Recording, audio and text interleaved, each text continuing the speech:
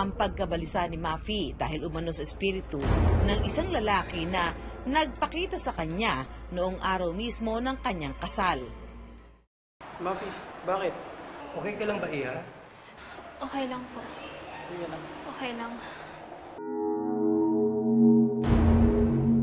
Narito po tayo lahat upang saksihan ang pag-isang dibdib ni Mafi at Christian. Mapalad po tayo lahat na narito. Kayo nandito upang saksihan ang isang dibdib. Nung nasa simbahan naman po ako, para pong nanlalamig yung pakiramdam ko na para pong may humahatak sa akin palabas ng simbahan. Ngunit bago magpagpatuloy ang seremonya ito, nais kong malaman kung may tumututol sa kasalang ito. Ang di umano'y espiritu ng lalaki, nakita rin daw ni Mafi sa hilera ng kanyang mga abay.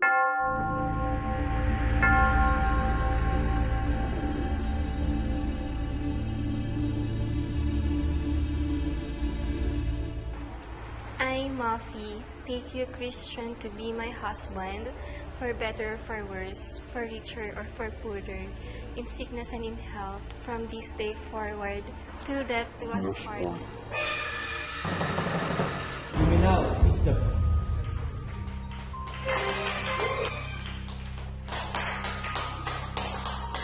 I wonder, sino nga kaya ang espiritu na tila gustong mamagitan sa kanilang kasal?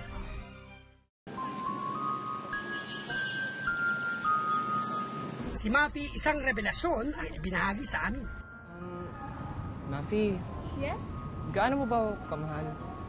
Siyempre, Mark. Mahal na mahal. Kahit anong mangyari, tayo pa rin hanggang sa uli. Till death do us part. Noong 2011 po, may boyfriend po kasi ako na naaksidente po sa motor na namatay po.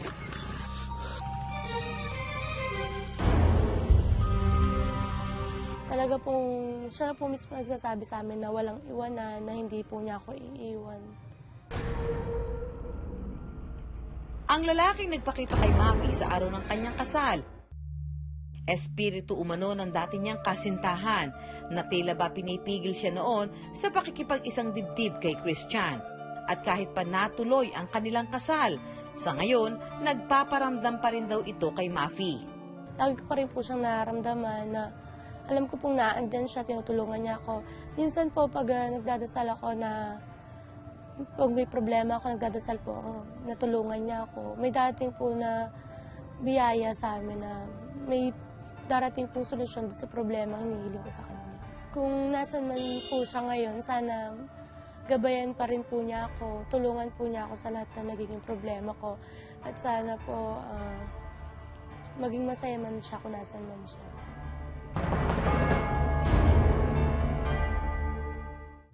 Pero ayon sa psychologist na si Pep Fernandez, maaaring hindi raw kababalaghan ang dahilan sa di umano'y naranasan ni Mafi noong araw ng kanyang kasal. Posibleng may kinalaman daw ito sa natural na reaksyon ng ating isip kapag may malaking pangyayari sa ating buhay. Yung love kasi, hindi naiintindihan ng maraming tao, ay isa sa mga pinaka-strongest emotional attachment na ating nararamdaman. No?